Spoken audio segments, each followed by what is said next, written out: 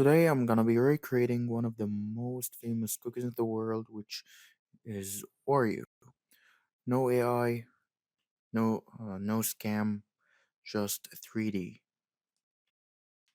Today I'm gonna be recreating one of the most famous cookies in the world, which is Oreo. No AI, no scam, just 3D. So press Shift A and add a circle, then press E to extrude and scale by pressing S. Then press Ctrl F on your keyboard and select Grid Fill option. After that, add a subdivision modifier and extrude it downwards.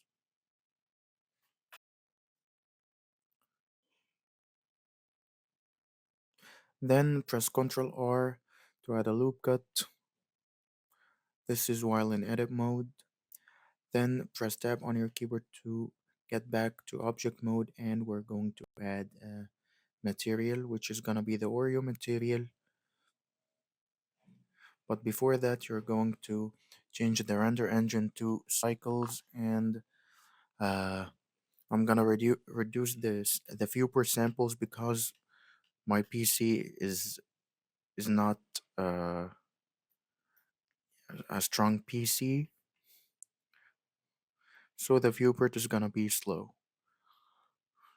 After that, you're going to switch to the shader editor, and you're going to add a displacement node and plug it to the displacement output of the material output. Then add an image texture, and you're going to add the Oreo logo, which is going to be in the description box below.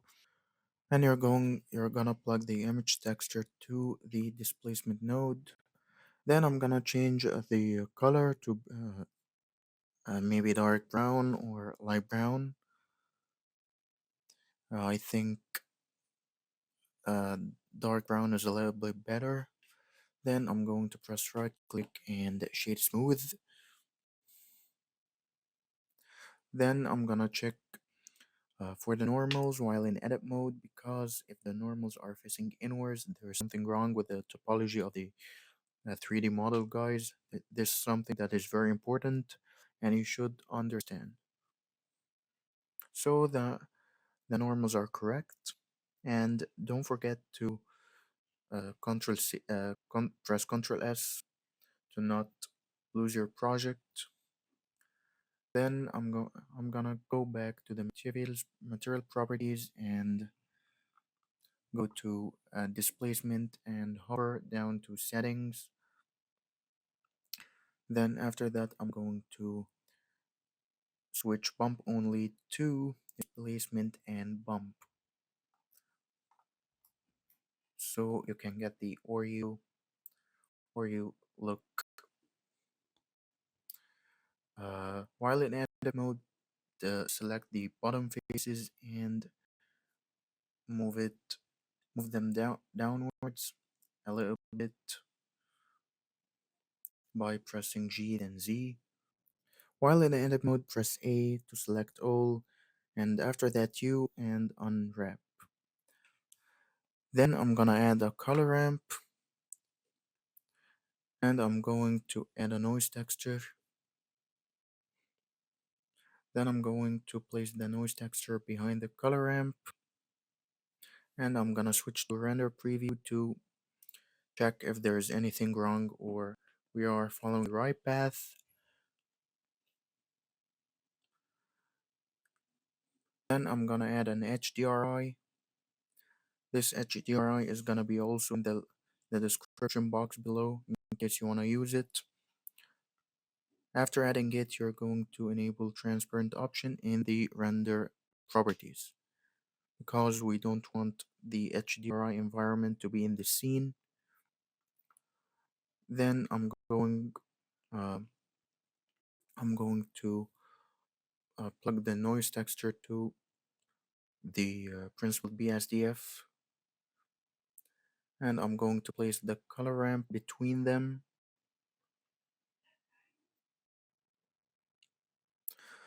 Then I'm going to change the scale of the noise texture to 120.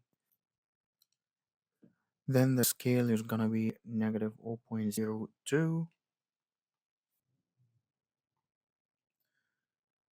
Then hover your mouse wheel towards the color ramp, and you're going to add a bump node. Bump node is gonna be between the color ramp and the principal BSDF. The color is gonna be plugged to the height of the bump, and uh, the bump node is gonna be plugged in to the normal of the principal PSDF. So if I plugged it to the alpha of the principal PSDF by mistake, so I'm gonna plug it to the normal, and the noise texture is plugged to the base color of the principal BSDF.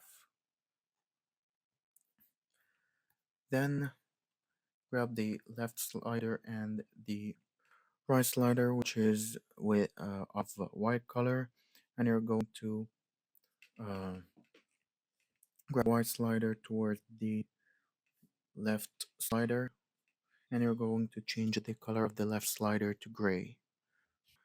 Then I'm gonna connect the color ramp to the principal BSDF. I'm gonna connect the color node of the color ramp to the base color of the principal BSDF. Then after that, I'm going to change the color to a little bit dark brown in the color ramp.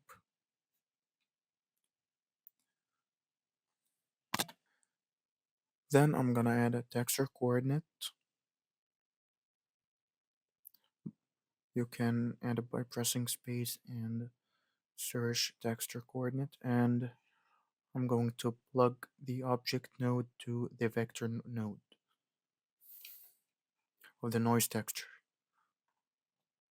Then I'm gonna decrease the strength of the bump node to 0.2, and I'm going to plug the normal node of the bump to the normal of the principal BSDF because I plugged it into the alpha by mistake. So sorry for that, guys. I didn't realize. Then I'm going to disconnect the color ramp from the principal BSDF and press Shift D to duplicate the color ramp, and I'm gonna connect the duplicated one to the principal BSDF.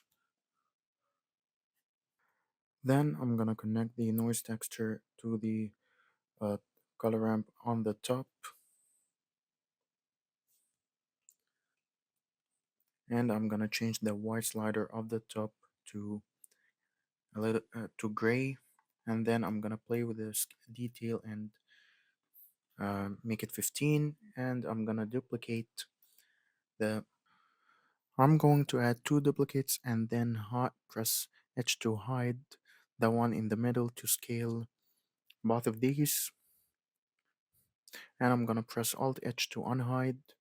Then you're going to add a white material to this model, but before that, don't forget to add a new material, because if you didn't, you're going to change the material of the Oreo biscuit, so it should have a separate material. Then you're going to select all of them and select the top Oreo biscuit at last and press Ctrl P, parent, and keep transformation. And you're going to add a fluid simulation, which is effector, to all of the three, because the effect this is what's going to interact with the liquid. And you're going to press Shift D and duplicate all of the three. And don't forget to add area lights. I've added three, and you can play with the spread and power as you want.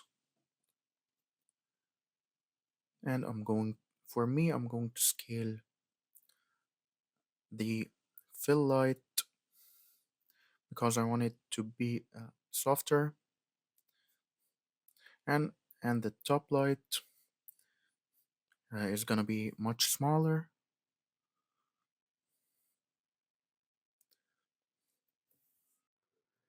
Select the fill light or key light. I don't know the names properly, and you're going to press Shift D, right click to cancel.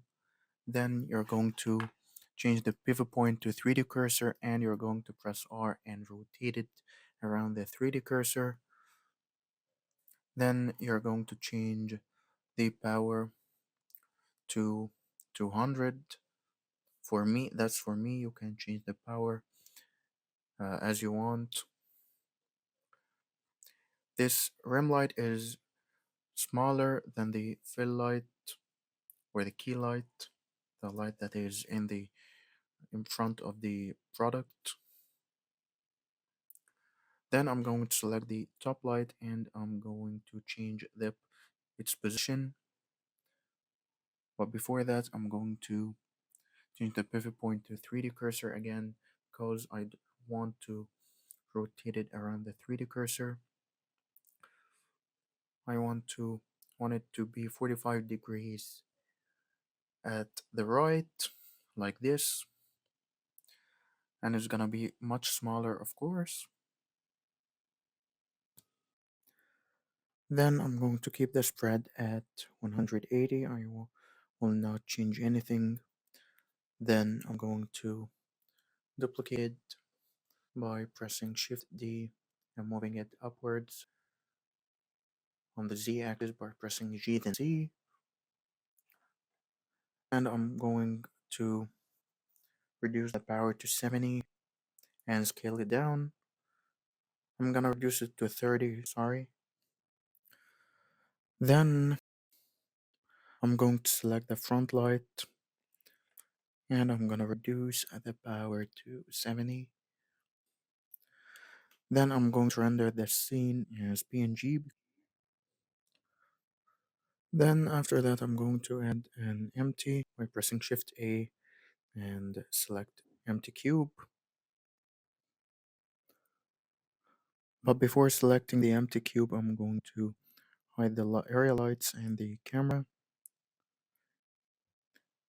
And I'm going to parent the biscuits to the empty cube by pressing Ctrl P and parent and keep transformation, but select them in the X-ray mode by pressing Alt X to have everything selected.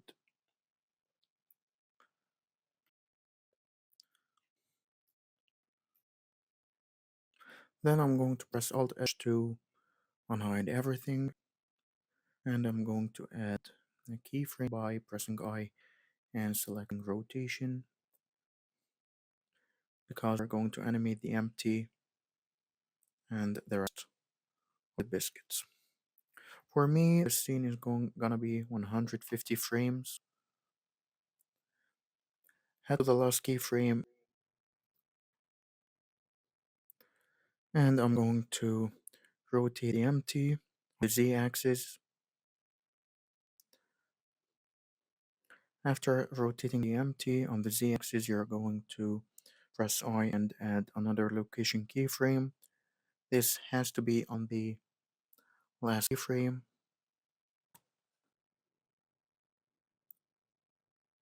And you're going to rotate it like this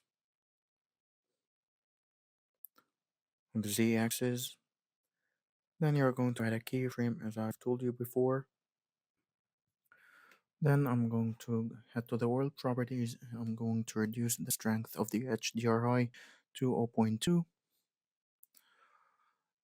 Then I'm going to select sphere and scale it down, and I'm gonna apply all transformations by pressing Ctrl A while in object mode and select all transformation option. This is gonna apply the rotation and location and scale. Then I'm going to select the liquid and I'm going to press right click and shade smooth. So this is how it should look like after applying the transformation of the sphere.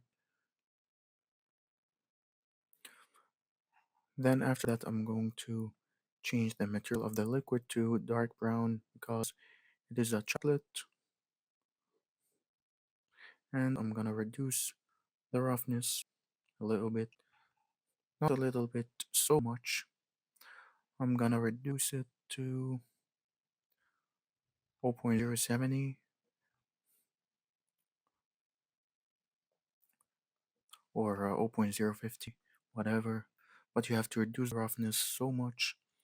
And then I'm going to select the domain and I'm going to change the type to all and enable the resumable option. But before that, I'm going to change the end keyframe to 170 and I'm going to bake all. Then after your scene has been finished, you're going to select the sphere and go to ray visibility and disable camera option, and I'm going to enable render region and render